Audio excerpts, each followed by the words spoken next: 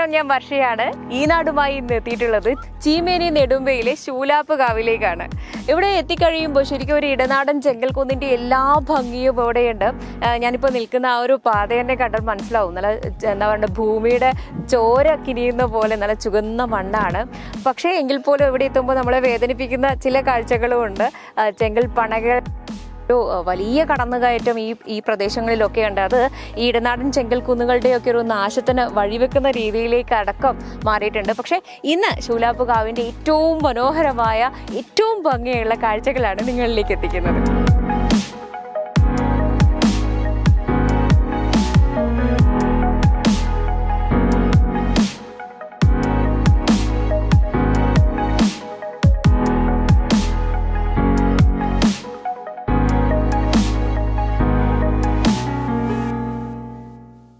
ശൂലാപ്പ് കാവ് എന്ന് കേൾക്കുമ്പോൾ തന്നെ അഴകൻ്റെയും പൂവാലിയുടെയും മനസ്സിൻ്റെ നൊമ്പരം പലരുടെയും മനസ്സിലേക്ക് ഓടി വന്നിട്ടുണ്ടാകും.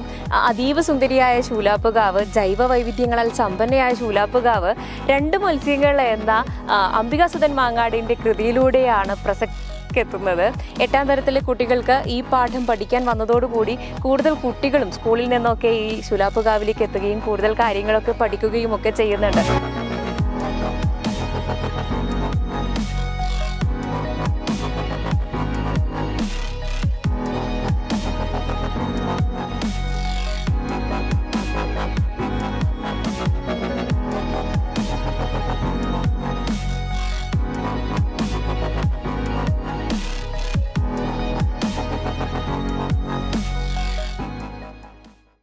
ശൂലാപ്പ് കാവിനകത്തേക്ക് നമ്മളിപ്പോൾ എത്തിച്ചേർന്നിട്ടുണ്ട്.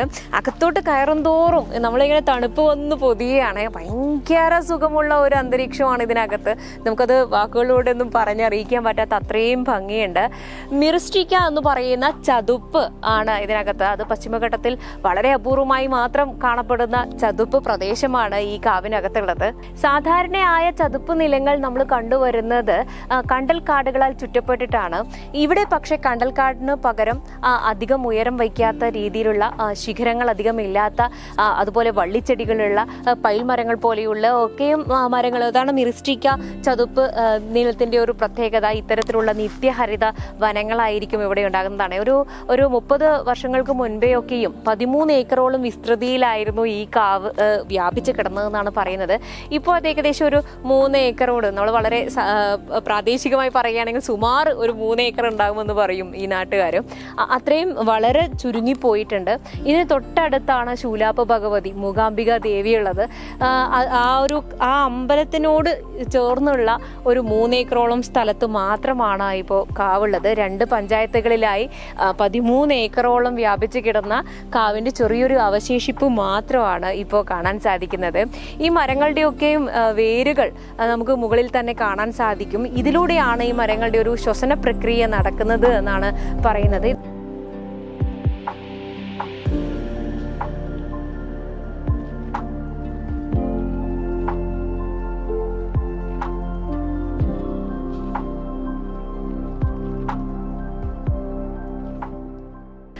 ആളുകളുടെ ഒരു കയ്യേറ്റം കൊണ്ട് തന്നെയാണ് ഈ വിസ്തൃതി കുറഞ്ഞു പോയത് എന്ന് പറയാതെ വയ്യ. ഞാൻ ആദ്യം മുതൽ തന്നെ പറഞ്ഞു, ചുറ്റുപാടും പണകളാണ്. അത് ഇടനാടൻ ചെങ്കൽക്കുന്നുകളുടെയൊക്കെ ഒരു ചരമക്കുറിപ്പ് എഴുതാൻ മാത്രം പോന്നതാണ്. ഇങ്ങനെയൊക്കെ ആണെങ്കിൽ പോലും ഇപ്പോഴും ഇവിടെ യഥേഷ്ടം മാനുകളെയും മയിലിനെയും ഒക്കെ നമുക്ക് കാണാം. ഇതിനകത്ത് തന്നെ ഗരുഡശലഭം, കൃഷ്ണശലഭം തുടങ്ങിയ ശലഭവർഗ്ഗങ്ങളും ചൊറിത്തവള, മരത്തവള തുടങ്ങിയ തവള വിഭാഗങ്ങളും ഒക്കെയായി വളരെ സമ്പന്നമാണ്. എനിക്ക് തൊട്ടു പുറകിൽ ഇപ്പോൾ ഒരു എന്നേക്കാൾ ഉയരത്തിലുള്ള ഒരു ചിതൽപുറ്റൊക്കെ കാണാം. ഇവിടെ പാമ്പുകളും നാഗങ്ങളും ഒത്തിരിയേറെ കണ്ടിട്ടുണ്ട് എന്ന് പറയുന്നു. അത്തരത്തിൽ ജൈവവൈവിധ്യങ്ങളുടെ വലിയ കലവറ തന്നെയാണ്. ഔഷധ സസ്യങ്ങളുണ്ട്, പലതരത്തിലുള്ള ജീവജാലങ്ങളുണ്ട്. നേരത്തെ തന്നെ 2 മത്സ്യങ്ങളുടെ കാര്യം പറഞ്ഞു. 2 മത്സ്യങ്ങളിൽ പച്ചത്തവള മത്സ്യങ്ങളോട് ചോദിക്കുന്നുണ്ട്, മനുഷ്യൻ മാത്രം അവശേഷിക്കുന്ന ഒരു ഭൂമിയെയാണോ ഇവർ വികസനം എന്ന് വിളിക്കുന്നത് എന്ന്. അത്തരത്തിൽ മനുഷ്യന്മാർ മാത്രമാണ് ഈ ഭൂമിയുടെ അവകാശികൾ എന്നൊരു തോന്നലിൽ വളരെ വലിയ ചൂഷണമാണ് ഇപ്പോൾ പ്രകൃതിയോട് ചെയ്തുകൊണ്ടിരിക്കുന്നത്. ഇത്തരത്തിലുള്ള ഇടങ്ങളിൽ വരുമ്പോഴാണ് അതിൻ്റെ നേർക്കാഴ്ചകൾ കാണുന്നതും അതിൻ്റെ വേദന എത്രത്തോളം ആണ് എന്നൊക്കെ മനസ്സിലാക്കാൻ സാധിക്കുന്നതും.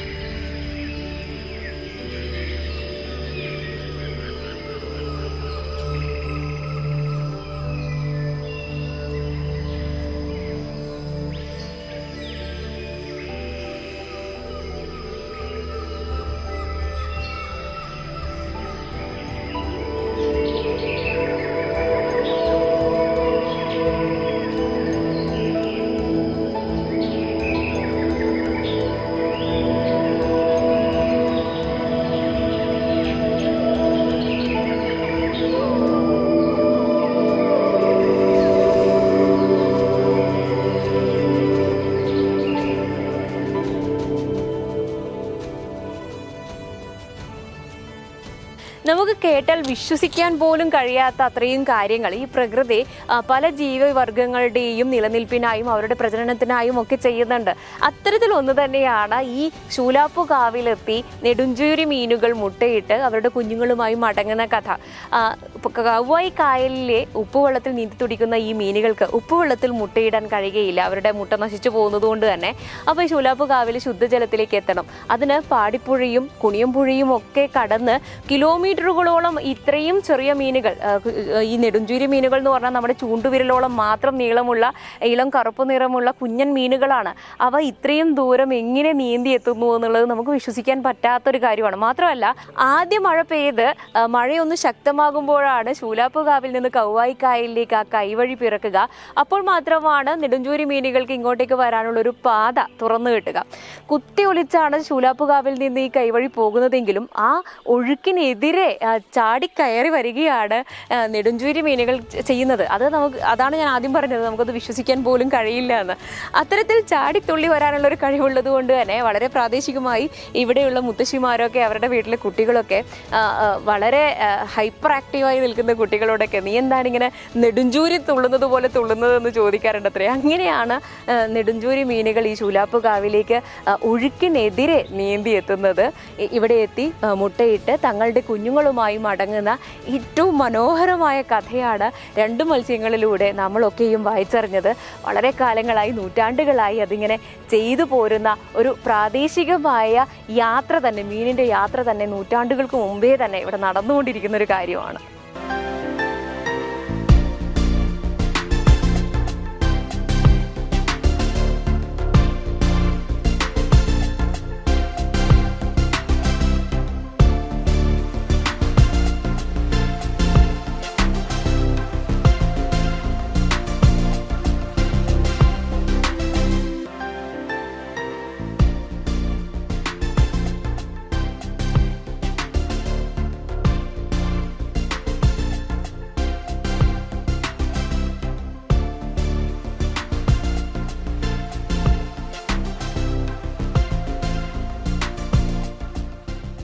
കാവിനകത്തോട്ട് കയറും തോറും ഒരു വലിയ വനത്തിൻ്റെ എല്ലാ പ്രതീതിയും ജനിപ്പിക്കുന്നുണ്ട്.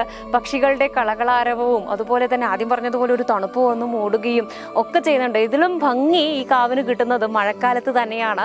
ഞാൻ നേരത്തെ പറഞ്ഞല്ലോ, ചതുപ്പ് നിലം മുഴുവൻ വെള്ളം കൊണ്ട് മൂടുകയും അതിലൊക്കെ ഈ നെടുഞ്ചൂരി മീനുകൾ വന്ന് നിൽക്കുകയൊക്കെ ചെയ്യുന്ന ഏറ്റവും മനോഹരമായ കാഴ്ച കാണാൻ കഴിയുന്നത് മഴക്കാലത്താണ്.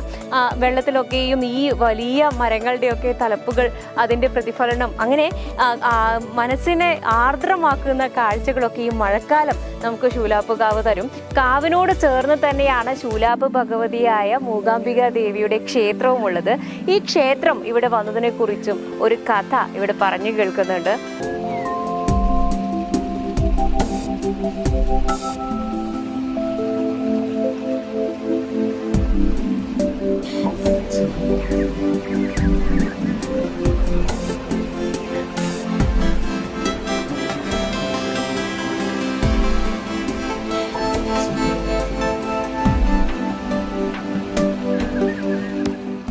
വിളിച്ച വിളിപ്പുറത്ത് ഭയങ്കര ശക്തിയില്ല ദേവിയാണ് ഇവിടെ. ദേവി എന്ന് പറഞ്ഞാൽ ആര് വിളിച്ചിട്ട് ഇതുവരെ ആർക്കും ഒരു കുണം കൊടുക്കാണ്ട് നിന്നിട്ടില്ല. അത്രയും ശക്തിയില്ല ദേവിയാണ് ഇവിടെ ഇല്ല. ഇപ്പം ചൊവ്വയും വെള്ളിയും ഇവിടെ ഇപ്പം വിളക്ക് കത്തിക്കുന്നുണ്ട്. സംക്രമത്തിനും ചുവ വിളക്ക് എന്ന് പറഞ്ഞാൽ എല്ലാവരുടെ ഭാഗം നേർച്ചയുണ്ടാവും.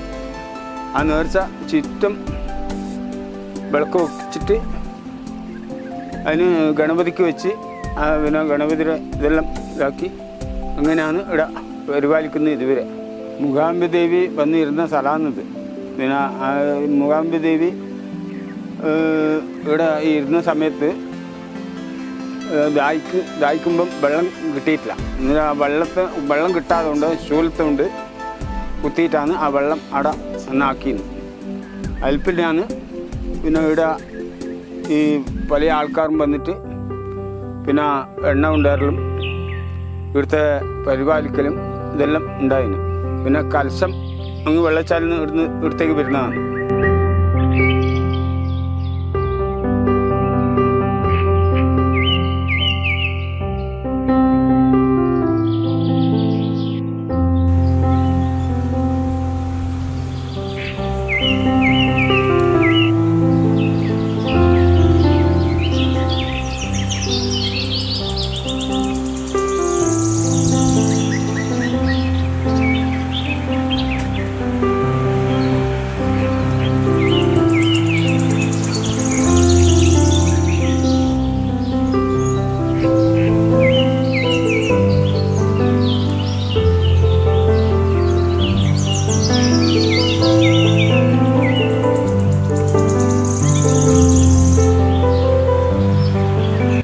മൂകാസുരനെ വധിച്ചതിന് ശേഷം മൂകാംബിക ദേവി വർദ്ധിച്ച കോപത്തോടെ തൻ്റെ ശൂലം വലിച്ചെറിഞ്ഞു എന്നും ഈ കാവിനകത്ത് ശൂലം ആപ്പ് പോലെ വന്ന് തറച്ച ഇടമാണ് ശൂലാപ്പ് കാവ് എന്ന പേരിൽ അറിയപ്പെടുന്നു എന്നും ഐതിഹ്യമുണ്ട്.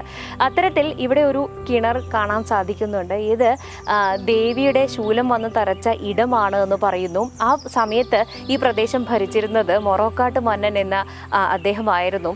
അദ്ദേഹം കാലികളെ മേയ്ക്കുവാൻ വേണ്ടി ഇവിടെ ഈ പ്രദേശത്ത് എത്തുകയും അപ്പോൾ വള്ളിയിൽ ഊഞ്ഞാലാടുന്ന അതിസുന്ദരിയായ ഒരു യുവതിയെ കാണുകയും ചെയ്തു. തനിക്ക് അതിയായ ദാഹമുണ്ടെന്നും ഇവിടെ ജലം എവിടെയെങ്കിലും ലഭിക്കുമോ എന്ന് ആ യുവതിയോട് മന്നൻ ചോദിക്കുകയും കുറച്ചു ദൂരം കൂടി നടക്കുകയാണെങ്കിൽ ഒരു ശൂലം തറച്ച ഇടം കാണാം, ശൂലം വലിച്ചൂരുകയാണെങ്കിൽ അവിടെ ആവശ്യത്തിന് ജലം ലഭിക്കും എന്ന് ആ യുവതി പറയുകയും ചെയ്തു. അത്തരത്തിൽ ഇവിടെ എത്തി ഈ ശൂലം വലിച്ച് ഊരിയ മന്നൻ്റെ മുന്നിൽ ജലം കുതിച്ചെത്തി എന്നാണ് പറയപ്പെടുന്നത്. ആ ഒരു ഇടത്താണ് ഇപ്പോൾ ഞാൻ നിൽക്കുന്നത്. അപ്പോൾ ഇത് ദേവിയാണ് ഞാൻ നേരത്തെ കണ്ടത് എന്ന് മന്നൻ മനസ്സിലാക്കുകയും ഇവിടെ ഒരു ക്ഷേത്രം ഉണ്ടാക്കാൻ അദ്ദേഹം തീരുമാനിക്കുകയും ചെയ്തു എന്നാണ് ഐതിഹ്യ കഥ. പിന്നെ പറയുന്നത് ദേവിക്ക് തന്നെ ഇവിടെ എത്തിയ മൂകാംബിക ദേവിക്ക് തന്നെ ഇവിടെ എത്തിയപ്പോൾ ദാഹം തോന്നുകയും തൻ്റെ ശൂലം കൊണ്ട് തറയിൽ ആഞ്ഞ് കുത്തി ഇവിടെ ഒരു കിണറുണ്ടായി എന്നും പറയുന്നു. ഈ കിണർ ഒരിക്കലും വറ്റി കാണാറില്ല എന്നാണ് പഴമക്കാർ പറയുന്നത്. പക്ഷേ ഇപ്പോൾ റബ്ബർ കാടുകളുടെയും അക്വേഷ്യ മരങ്ങളുടെയും പണകളുടെയും ഒക്കെ ഒരു കാരണം ഇപ്പോൾ ഇവിടെ അതിവേനലിൽ തീരെ വെള്ളം ലഭിക്കാത്ത ഒരു സാഹചര്യമുണ്ട്.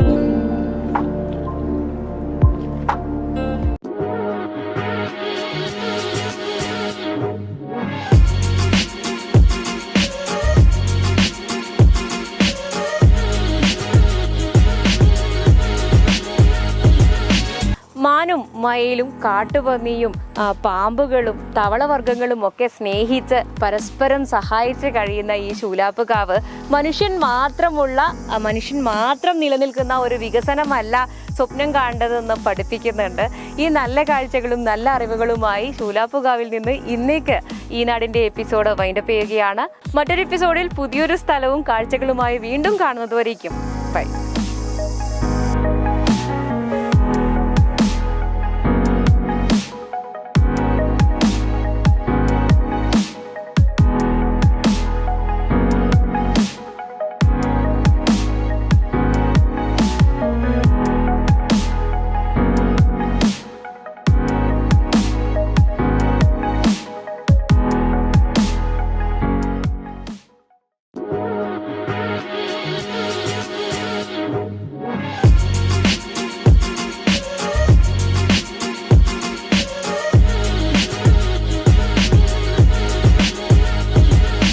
ഷോപ്പ് വലുതും വിശാലവുമാണ് എന്ന് കരുതി വില വലുതല്ല കേട്ടോ. സെലക്ഷന്റെ കാര്യമോ ഒന്നും പറയുകയേ വേണ്ട. എല്ലാ ബ്രാൻഡഡ് കമ്പനികളുടെയും ഉൽപ്പന്നങ്ങൾ കമ്പനി നൽകുന്ന എല്ലാ ആനുകൂല്യങ്ങളോടെയും വിശ്വസിച്ച് വാങ്ങാം. സ്കൂൾ കോളേജ് ബാഗുകൾക്ക് മാത്രമായി എക്സ്ക്ലൂസീവ് ഷോറൂം. വിൽപ്പനാനന്തര സേവനങ്ങളിൽ ഉത്തര മലബാറിൽ മറ്റൊരു ഓപ്ഷനും ഇല്ല. ഇതൊക്കെ എവിടെയെന്നല്ലേ? ബാഗ് ബസാറിൽ. അല്ല പിന്നെ, ഉത്തര മലബാറിലെ ഏറ്റവും വലിയ ബാഗ് ഷോറൂം. ഒപ്പം റെയിൻകോട്ടുകൾ, കുടകൾ, വാട്ടർ ബോട്ടിലുകൾ, ടിഫിൻ ബോക്സുകൾ തുടങ്ങി എല്ലാം ബാഗ് ബസാറിലുണ്ട്. 30 വർഷത്തിന്റെ പ്രൗഢ പാരമ്പര്യവുമായി പയ്യന്നൂരിൽ ഞങ്ങൾ ഈ അധ്യയന വർഷത്തെ വരവേൽക്കാൻ ഒരുങ്ങിക്കഴിഞ്ഞു. ഇല്ലാത്ത ഓഫറുകളുടെ ഓൺലൈൻ കെണിയിൽ കുരുങ്ങേണ്ട. നേരെ വേഗം ബാഗ് ബസാറിലേക്ക് വന്നോളൂ. ഇഷ്ടമുള്ള ബ്രാൻഡുകൾ മിതമായ നിരക്കിൽ തിരഞ്ഞെടുത്തോളൂ. Bag bazaar near hotel top star, old bus stand, main road, Payyanur. Mobile 9895111161 and 9072702082. Bag Bazaar, Balaji Tower opposite Grand Tejas, New Bus Stand, Payyanur. 9946747570.